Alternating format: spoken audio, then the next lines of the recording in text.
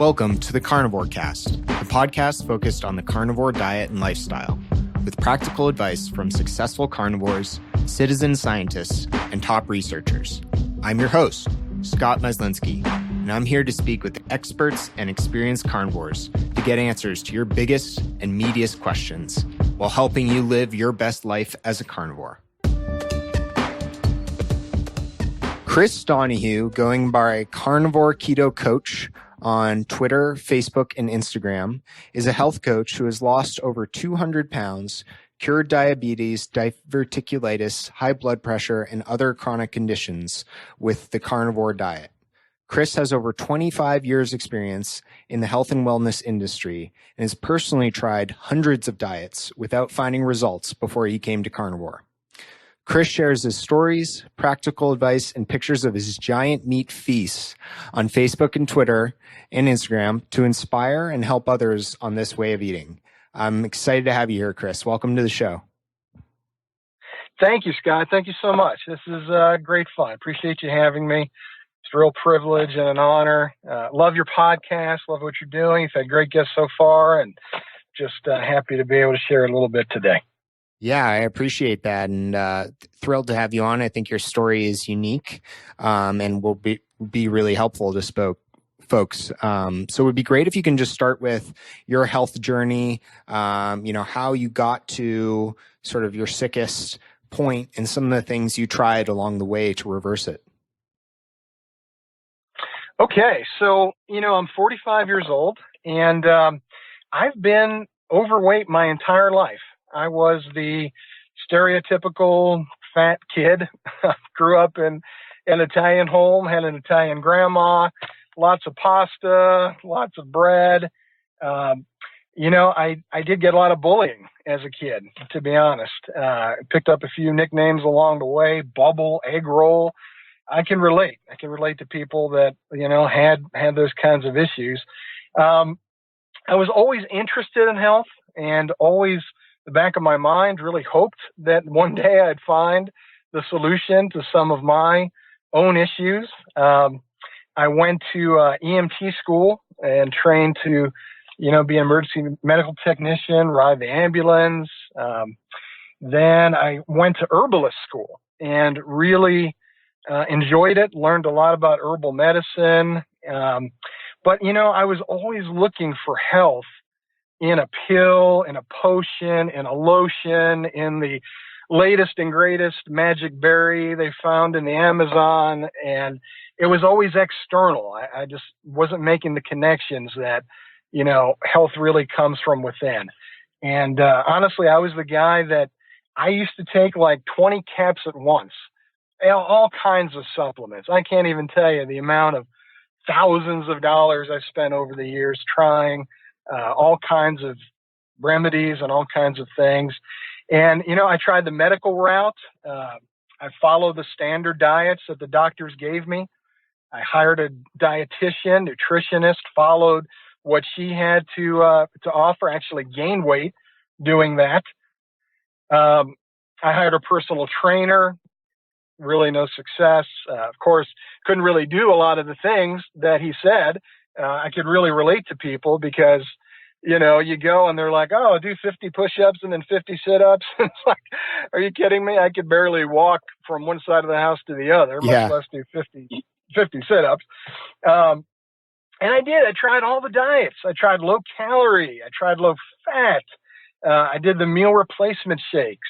I did fasting for days, sometimes weeks at a time. We're talking, 21-day fasts. Pretty common.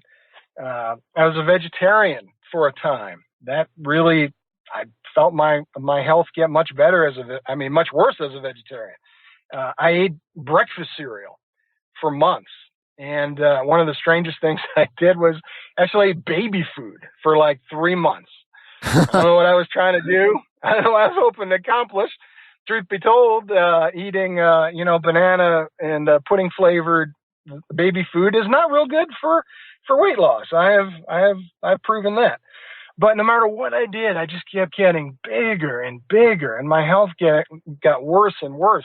I developed diverticulitis very, very serious. I actually, a couple of years ago, I could have died. I wound up with a perforated colon. One of the diverticular, pockets got infected and burst. And I wound up in the hospital for a week, very powerful antibiotics, and could have got sepsis and died. And, I just knew that something had to change, or I just was not going to be around very much longer. And, that's when I started playing around with things. I started looking at the carnivore diet, started lowering my carbs. And I guess we'll get to that part of the story here in a bit. Yeah. Thank you for sharing that, Chris. That's really powerful.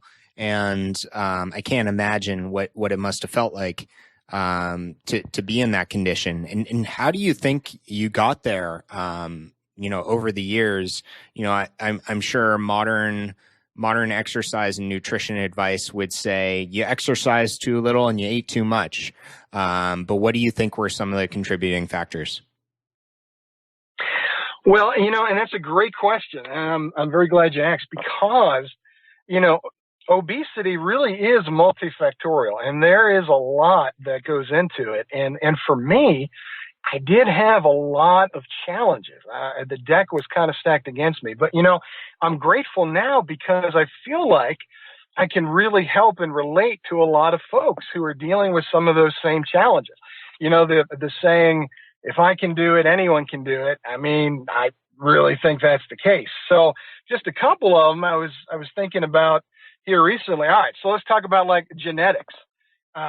Yeah, I've got diabetes and obesity on both sides. I come from, like I said, Italian family, have that heritage. All my uncles, everyone's overweight. Certainly, our family does not do well with carbs. My age, 45 years old. It does get a little harder as you get older. And I personally think that's because of insulin resistance getting worse the older you get.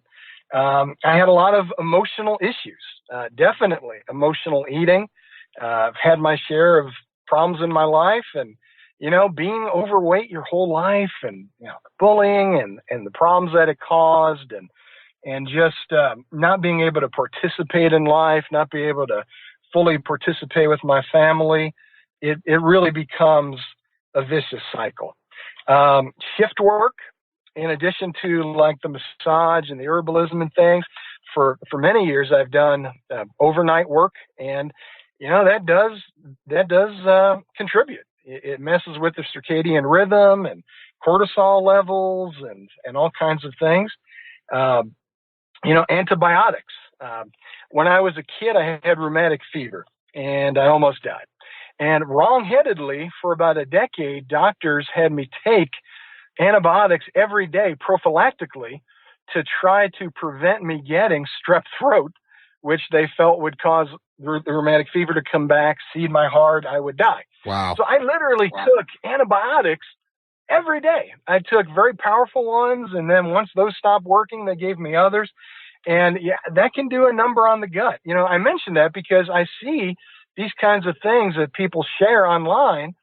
Sometimes it's an excuse or a crutch, but they are genuine challenges and obstacles for weight loss. Toxins. I was a pest controller when I was first married, and I was covered in toxins all day long. And many of these are fat soluble organophosphates, things that the body will kind of tuck away in a fat cell and say, oh, maybe one day I can get to you. And I definitely think that played a role.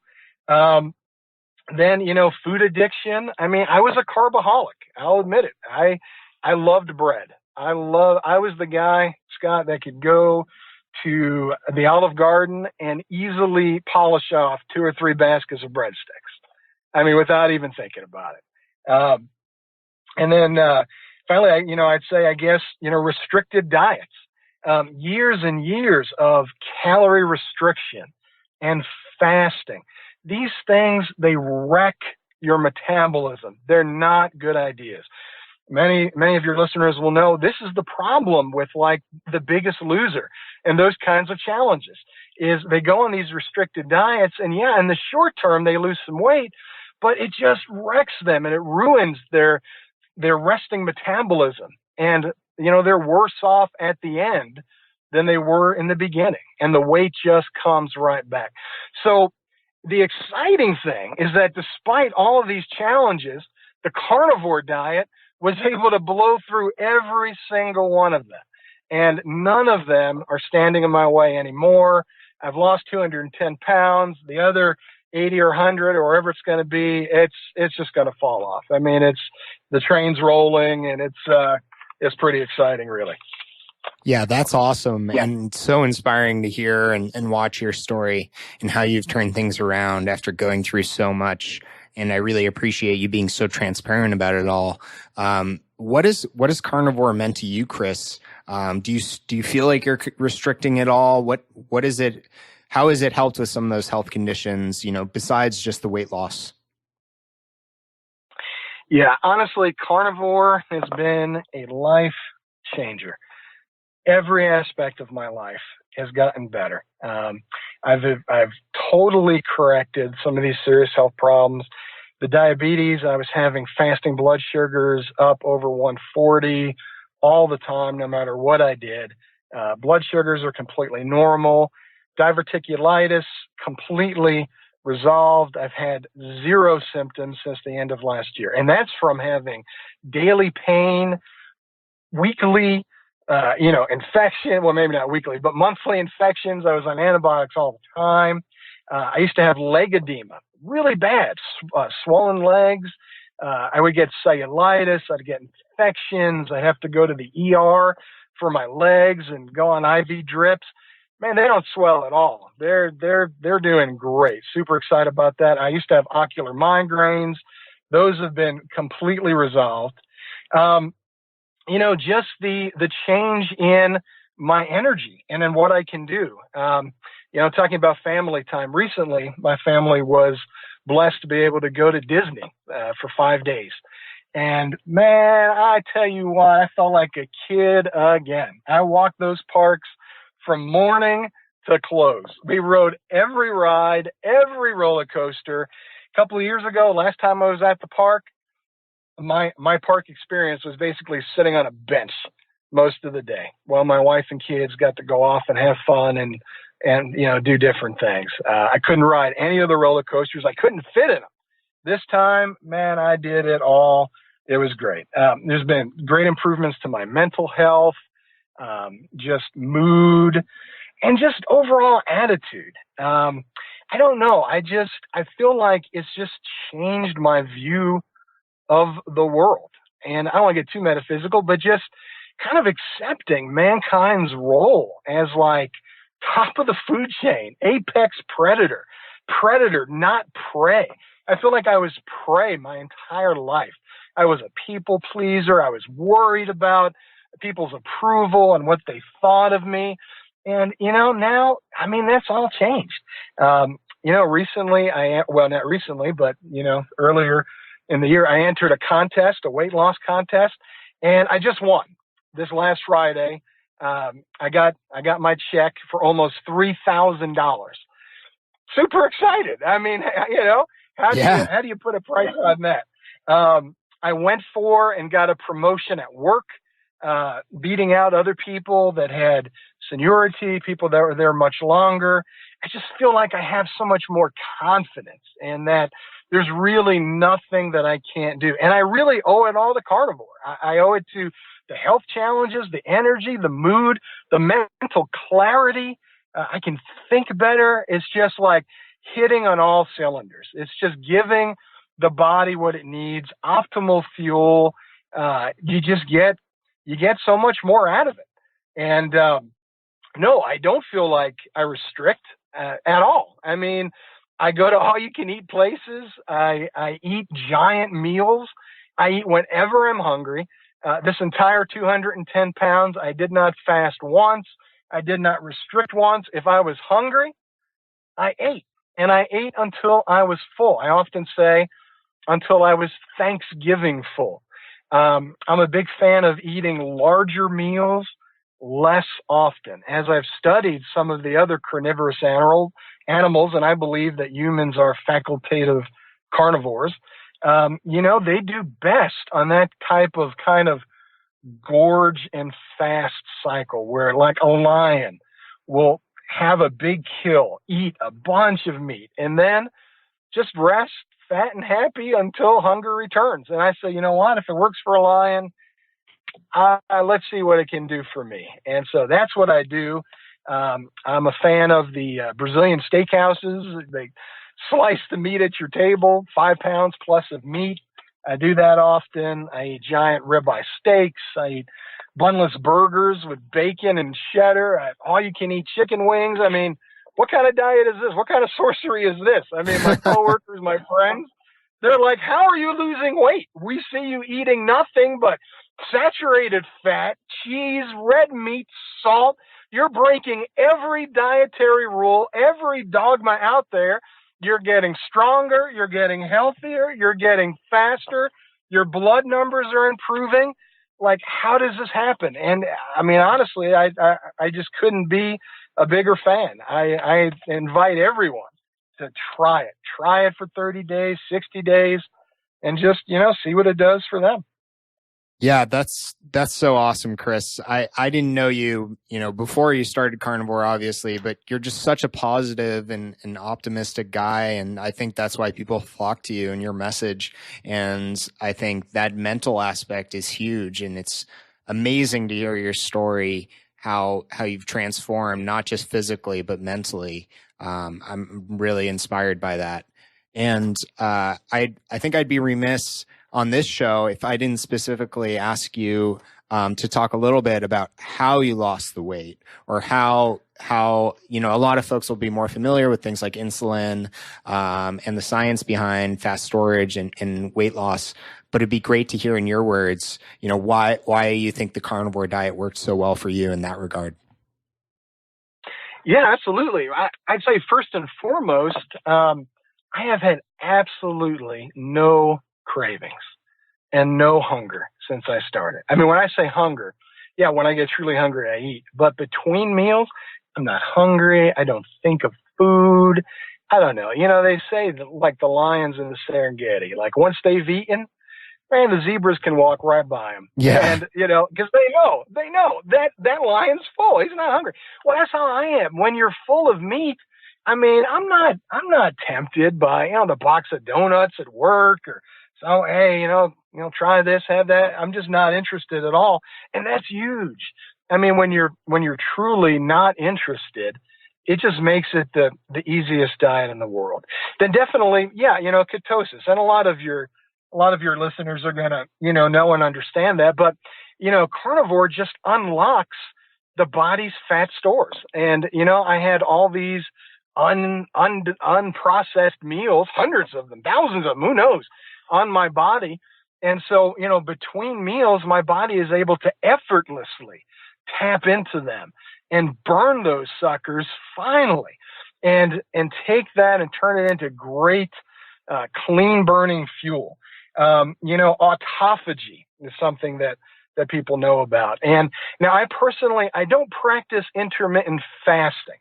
And I define fasting as not eating in the presence of hunger. What I call it is intermittent feasting. You have a big meal, but then those periods between meals, the body does some really important things. It recycles old cells. It cleans up, debris and proteins. And I think, honestly, Scott, it's helping me with my skin. Yeah. One of the questions that I get asked a lot is, how's your skin?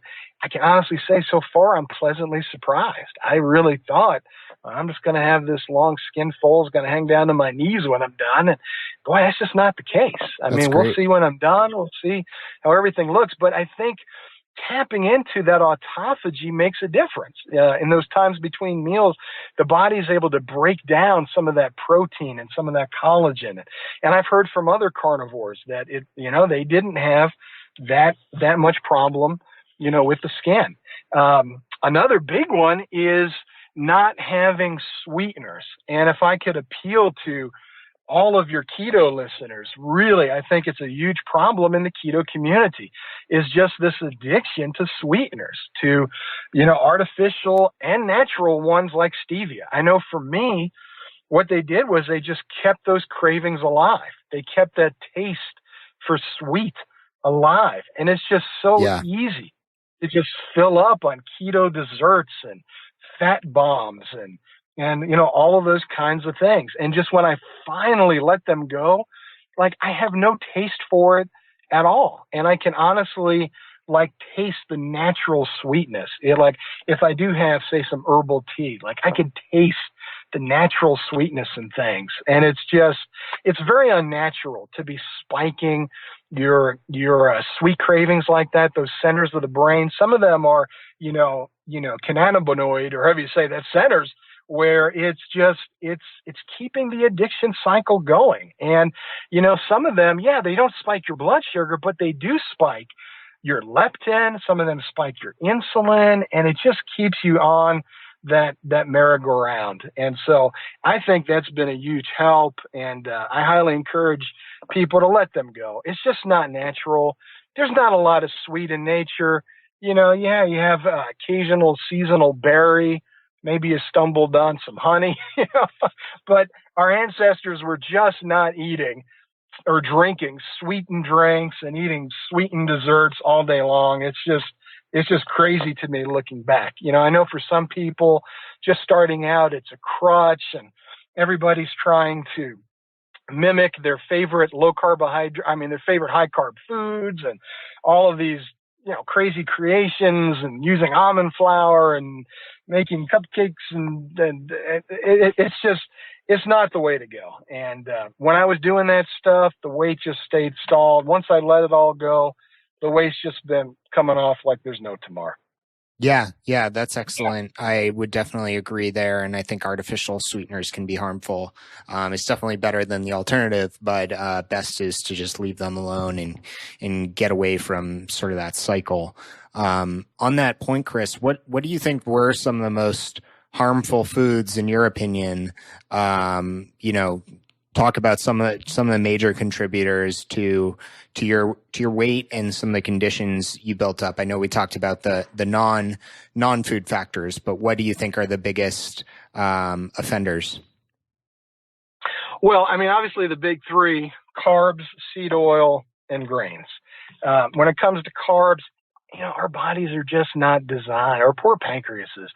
I've heard it said we can maybe process 2 teaspoons of glucose, of sugar, and people are just downing carbs. I mean, if I had followed the recommended advice that my doctor gave me when I was first starting to be pre-diabetic and eating the 300 grams of carbs a day, there is no doubt in my mind I'd be dead. I'd have already lost both legs. It's just crazy the amount of carbs and sugar that people are eating. Seed oils, that people call vegetable oils, these things are nasty. They are frankenfoods. They're not natural. They're highly processed. You need tons of chemicals and heat to extract them. They are nothing that our ancestors ate, starting from Crisco and now, the soybean oil, canola oil. I mean, this stuff is in everything. It affects insulin resistance. It messes with the cell membranes. It just causes rampant inflammation throughout the body. If people took out the carbs, the seed oils, and the grains, they would be ahead of the curve.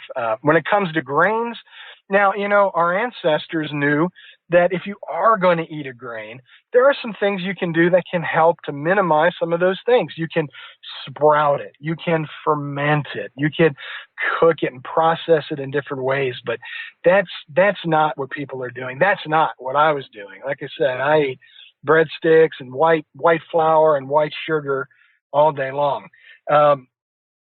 Fiber, I really look as a harmful food now. I do not believe that humans should be consuming fiber. It is indigestible, and it just makes no sense to me now that we would pour indigestible matter into the human digestive system. We just do not have the structures, the enzymes, or the bacteria that herbivores do that can break down cellulose and some of this fiber. It causes bloating. It causes inflammation. It causes ulceration for many in the colon. Some are more sensitive than others, but I am absolutely convinced that it is at the root of autoimmune disease, that these things are causing, and some of the phytotoxins that maybe we'll talk about in a little bit, but they cause this gastropermeability, which causes things like Crohn's disease, diverticulitis, IBS. So I think it's bad. And then soy. When I was a vegetarian, man, soy was the bomb, man. I mean, tofu and seitan and all of these fake, meat products, and they've come a long way since. They have the Beyond Burger and all of these things. They look like meat. They bleed like meat. And these things are Franken foods. Stay away. I mean, seitan is just gluten. It's crazy. We've got more and more people finding out that the gluten they're sensitive to, and it's causing inflammation and digestive issues. And then you have these misguided vegetarians that are just eating it by the stick and putting it in all of these fake meat products. And this soy has got phytoestrogens in it, which is really harmful to human health. It's really bad for different types of cancer and for women's issues and PCOS. It causes man boobs, which I certainly had working on. But it causes a lot of problems. And soy is another one of those things. People say, well, what about the Asians? Yeah, the Asians have fermented soy. And when you ferment stuff, again, it minimizes some of the harmful and detrimental factors. But I just see, so many vegetarians that I know that just gobble this stuff up and think it's great for human health. But it really is causing a lot of, nutrient, mineral deficiencies in their body. And it's just bad. And then I would also mention, antioxidants. I mean, again, I was that guy that was downing 20 capsules of various things to try to bind to all these free radicals that were flowing around our body.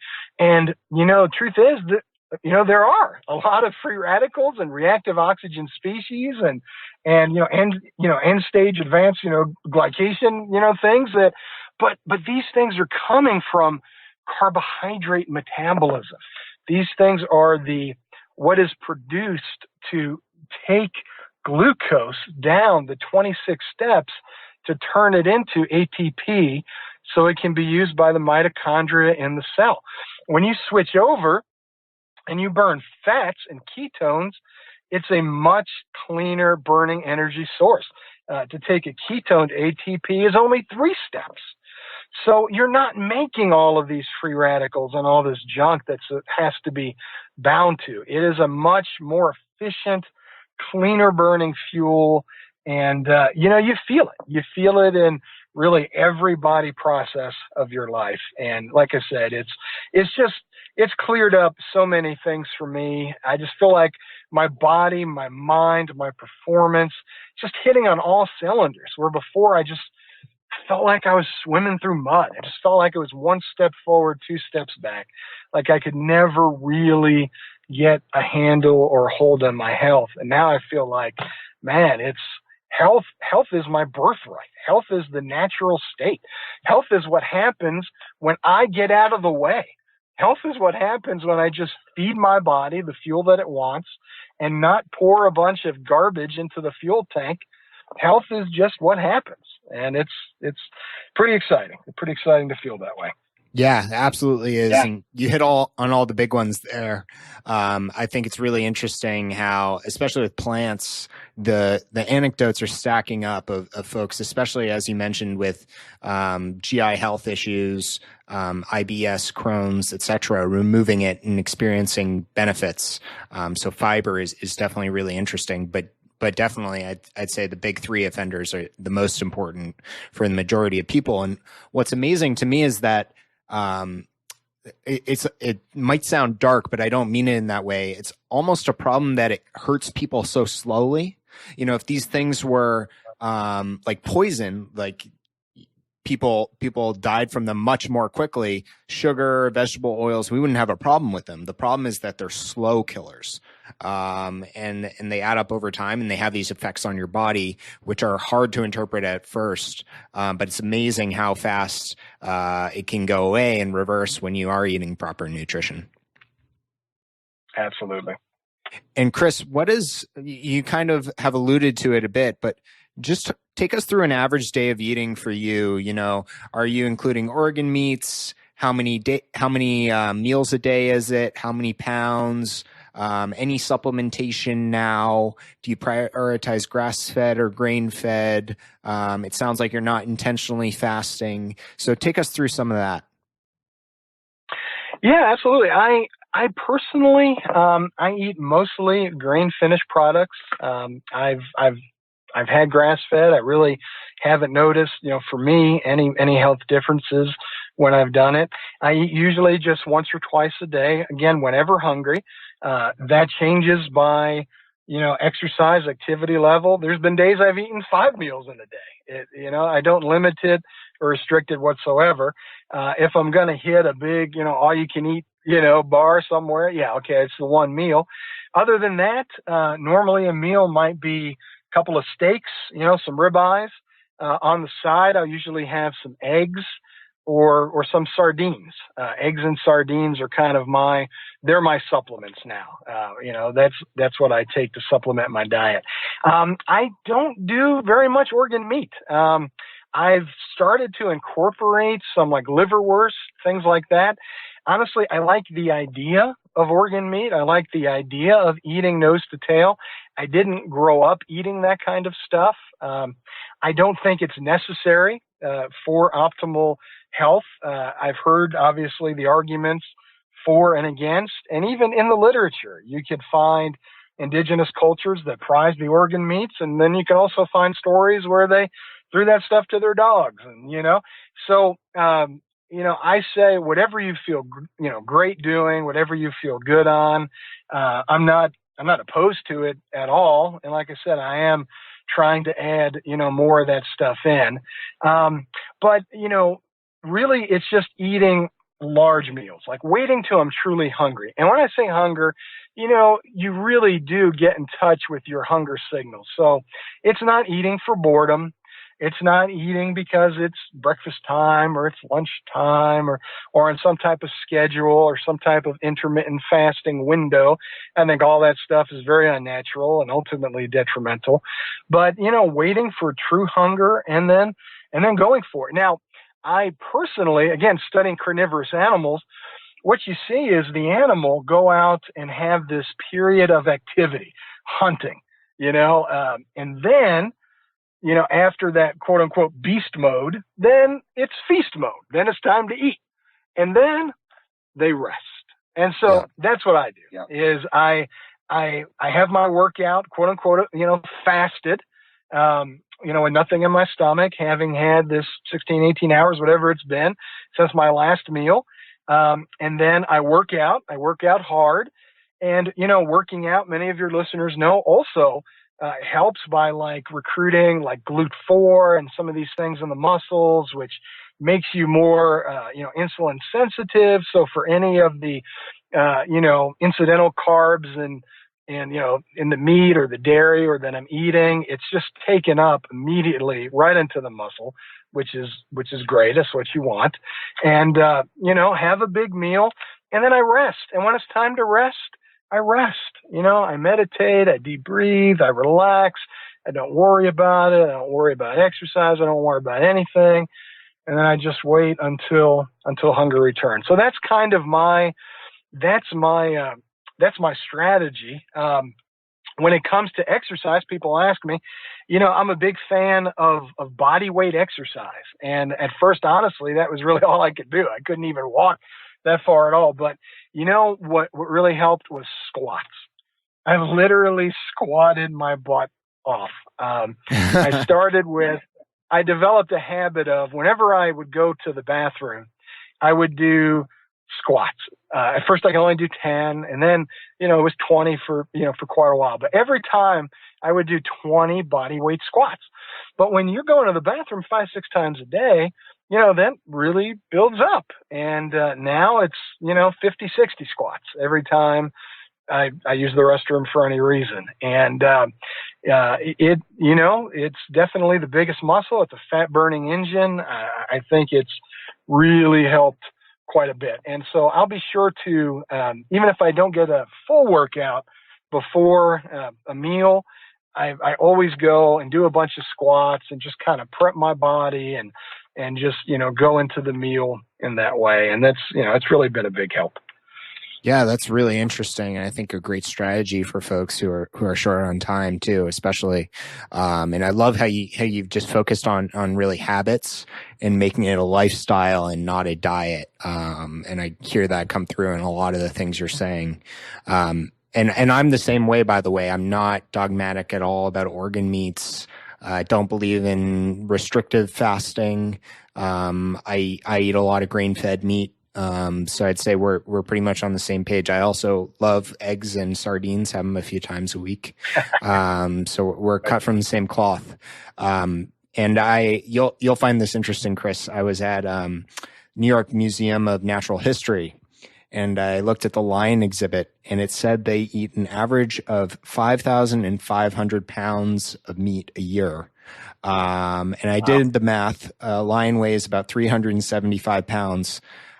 So if I, as a 170-pound male, were to eat the same proportion of meat to my body weight, that would be 7 pounds a day. So we need to step up our game. All right. Challenge accepted. So Chris, I would love to hear, you talked about exercise, you talked about the nutrition side, obviously, but what other health behaviors would you prioritize outside of carnivore eating, and why? Well, a couple of things. One is I'm a big fan of the sun. Imagine that, mankind grew up under sunshine, and we're really designed to get, sunlight, as often as it's out. The sun is not a big, scary monster in the sky. And I personally believe that our disconnect from the sun and nature is a big part of a lot of these problems that we're having. Sunshine kicks off, or is a part of, they say, about 270 body processes, which is amazing to me. And one of them, just one, is vitamin D production. And vitamin D deficiency is huge. It's so prevalent. I worked at a clinic in Florida where we tested thousands of people's vitamin D, and almost everybody was deficient. And this is in Florida, the Sunshine State. And so how many people are just not getting enough vitamin D? And it's been linked to all kinds of, like 27 kinds of cancers, and plays a role in autoimmune. And I just think that, we need to get out there in the sun. The dirty secret is that the most serious form of skin cancer, melanoma, has actually been linked to vitamin D deficiency. And it often is not appearing on parts of the body that are exposed to sun. People get it at the back of their leg or between their toes, or, these kind of out of the way places. And I have found, and many carnivores have found, you'll see online people talking about just improved, ability to be exposed to the sun. I think that taking the seed oils and things like that out of the body is a big part of it. I think that those things in the skin are kind of denatured and degraded and can cause some of that inflammation and burning and things like that. But my relationship with the sun is just it's great. I spent a lot of time on my back porch today just soaking it in, and I highly encourage people to look at that. I'm a big fan of cold thermogenesis. Since maybe summer of last year, I have not taken a single warm shower. I take cold showers every day, and I love it. Some of your listeners will know that it's involved with like brown fat. We have two different types of fat. You have white fat, white adipose tissue, and brown fat. White fat is just storage. It just stores, fat. But the brown fat is metabolically active. It's full of mitochondria. We tend to lose it as we age. It's found mainly in like our neck or shoulders along the spine, but it is activated by cold. And we live such climate controlled lives these days that most of us are really never exposed to cold. And by intentionally exposing yourself, you stimulate the brown fat. You can actually brown up some of the white fat. They call it beige fat, where you can make it more metabolically active. But to have a type of fat on your body that is burning fat for you, I mean, that's a win-win. That's a bonus. Give me more of that. And so cold thermogenesis, cold showers, ice baths, I think it's been great. It's been a part of my strategy. I think it's really helped me. I'm a big fan of sauna and just heat therapy as well. Sauna obviously has been linked to all kinds of wonderful benefits. It creates these heat shock proteins, just these things that heal and repair and just go throughout the body and build. And it stimulates, serotonin. It's a cardiovascular workout. For some people who, like me, were not really able to exercise, like these passive things are powerful strategies. Take cold showers. Sit in a cold bath for a while. Go in the sauna. Being in a sauna actually stimulates your cardiovascular system. They say 30 minutes in the sauna is like a workout. It's like a 45-minute walk. So if you can't walk for 45 minutes, but you can sit in a sauna for 20 or 30 minutes, why not? Go for it. Big fan of it. And then, another thing, and this is, not a lot of people know about it, but more and more these days, is blue light. Blue light from all of these artificial sources, from our phones and our computers and our iPads and our TV screens, they affect the body. They affect the brain. They affect the hormones. They spike leptin levels, which is implicated with like hunger and cravings, and it affects cortisol levels, which is, belly fat storage and all of that. And so one of the things I did when I started this journey as well is I started using like blue blocking glasses. So when I'm working on the computer, I wear the glasses, or at night, a couple hours before bed, I'll wear these glasses. And there's apps for your phone and apps for your computer. I do think it makes a big difference. We're just not designed to have all of this blue light, especially in the evening. Blue light is what comes through more at like, midday, from a midday sun. And when you're taking that in just a couple hours before bed, it suppresses melatonin production. It lowers serotonin. It has a whole cascade of hormonal effects. So, like I said, it's multifactorial. None of these things are a magic bullet in and of themselves. But when you start to stack them one on top of each other, and they become just habits, just part of your life and part of your lifestyle, I think synergistically they all come together. And it's worked for me. I'm confident it'll work for other people. Yeah, I love those. I practice all of them myself, and I'll just touch on a few of them. Thanks for sharing all those, Chris. I think you did a great job summarizing them and talking about some of the benefits and reasons they work.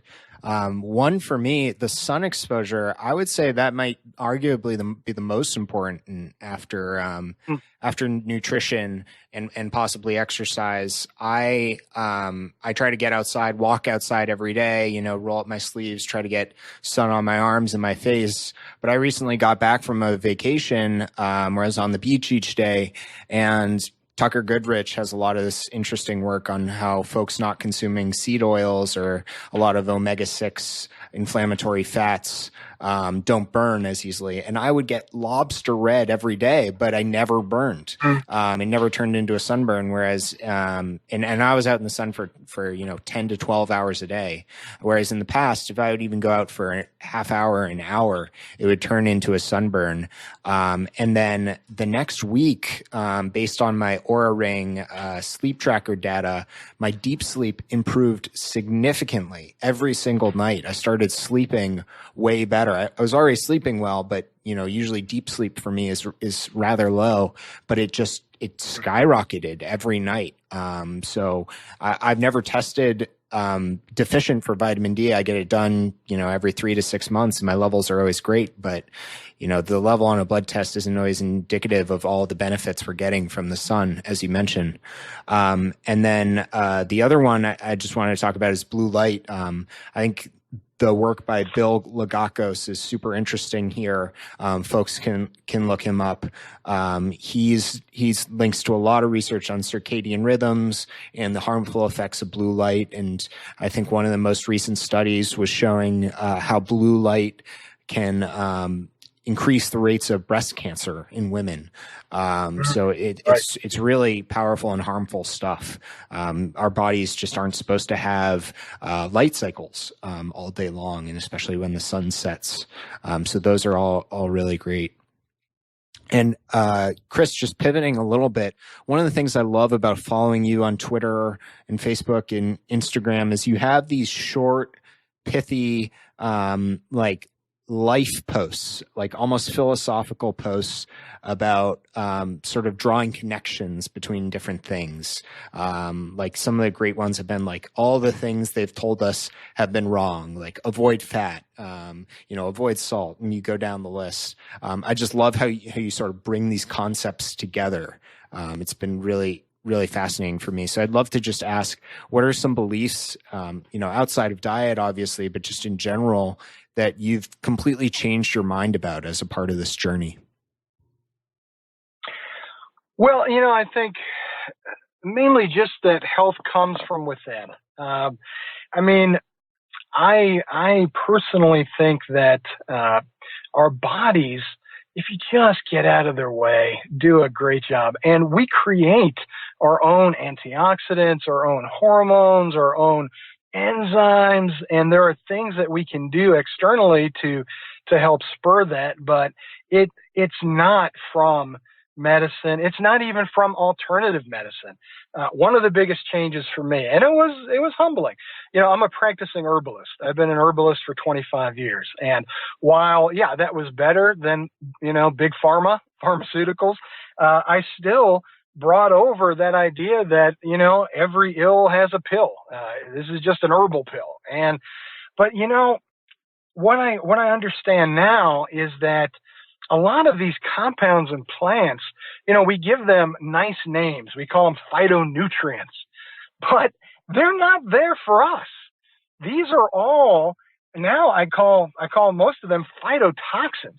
Yeah. These are things that plants produce to dissuade predators and insects. They're natural insecticide. It is chemical warfare. It is dog eat dog. It is survival of the fittest. Everything in nature is trying to kill everything else. And the plants are no exception. This is what they produce. And so we can harness some of that. Like the example of like using penicillin fungi to kill bacteria. It works. And in short term and in extreme cases, sure, it'll work. There are herbs that I can use with my clients that can, in the short term, get desired results. But everything comes with a price. And many people are very sensitive to these compounds, to, phytates and lectins and salicylates and saponins and solanines and all of these things inside of plants. And so I think that that's kind of been the biggest change, because think about it. As a vegetarian, I was an herbalist. I had the fairy tale Disney view of plants, like they can do no wrong and they were just here to heal us, and they had a halo over every plant. But now I understand that no, that's not the case. And for people with autoimmune and inflammatory disorders and some of these other things, plants can be very detrimental. And I think we have to approach them with the healthy respect. We have individual tolerances, and some people can tolerate things more than others. And look, if someone can tolerate a seasonal berry or something like that, okay, fine. But for me, for optimal health, for optimal performance, I think doing without plants altogether is just really the way to go. And like you said, everything they taught us is wrong. It is very humbling. things that I taught for years and years to some of my clients, I was completely wrong about. I had to go back to many people and really apologize. I used to preach vegetarianism there for a time, and I was completely wrong about it. Yeah, I mean, it's a journey, and I guess that's what I would say. It's a journey. We're all on a journey, and you're going to fall some ditches along the way. You're going to go down some rabbit holes, and that's okay. Just keep searching. Follow the evidence wherever it leads. That was one of the things when I really started this and I put my hand to the plow. I said, you know what? I'm going to follow the evidence wherever it leads. As crazy or as, against the standard medical, accepted doctrines that it might be. And I think you need that kind of an open mind. I think you need that courage. I think people need to take their health into their own hands. I think it's very telling that it is citizen scientists and engineers and computer scientists, people like Amber O'Hearn, and, these people that are unlocking some of these things, Tucker Goodrich and all these guys. You're going to have the docs come along. There's some great docs, Dr. Baker, of course, and some of these guys, but just these regular people who are just courageous enough, Dave Feldman looking at, the lipids and all of those things. So these are the people to follow, to be interested in, to just keep learning, keep growing. You'll never know where the journey will lead you. I could never imagine that the herbalist, former vegetarian would be a carnivore keto coach. I mean, it's just crazy to me, but I'm super, super excited. And, I have a passion for it. I know where people are at. I know the people out there. I mean, I was more than 500 pounds, Scott.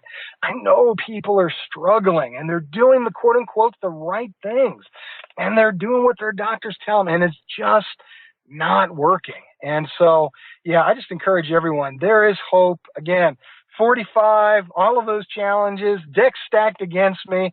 I've been able to do it, and I know that everyone listening to this podcast, all your podcasts, which have been excellent, by the way, they can do it. Just keep at it, one step at a time. Make these little changes.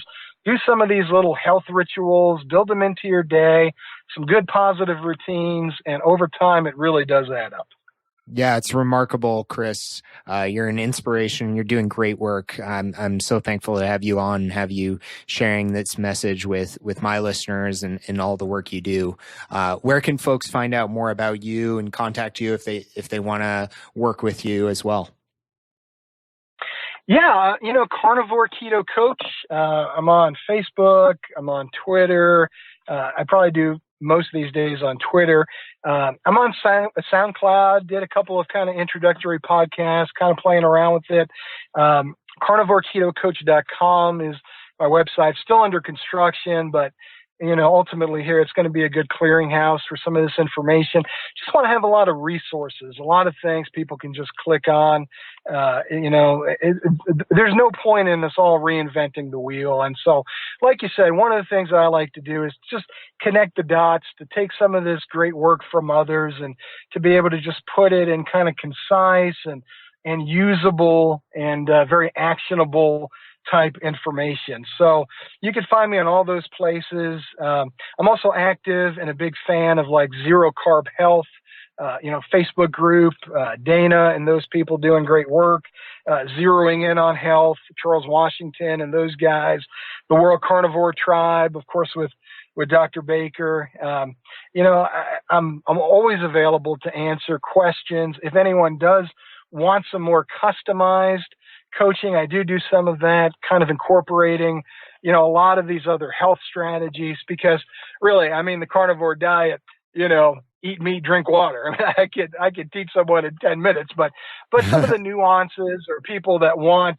just a little more guidance or want some help with some of these things or advice about different supplements. And like I personally, by the way, I never answered you earlier, but I don't take any daily supplements at all. But there are some things that, can be useful in certain situations or people that are dealing with certain medical conditions or medical challenges. So yeah, reach out to me. I'd love to help, especially, like I said, the people who are struggling, the people who are hurting, the people who are just hopeless and at the end of the rope.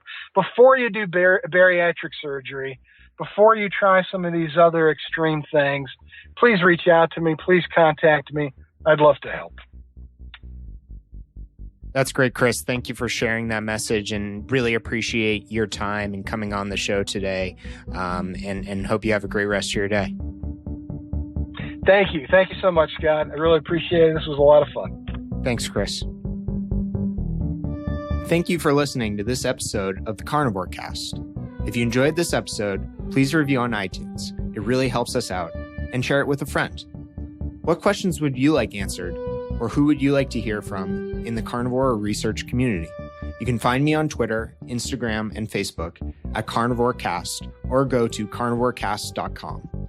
You can also email me at info@carnivorecast.com. I'd love to hear from you.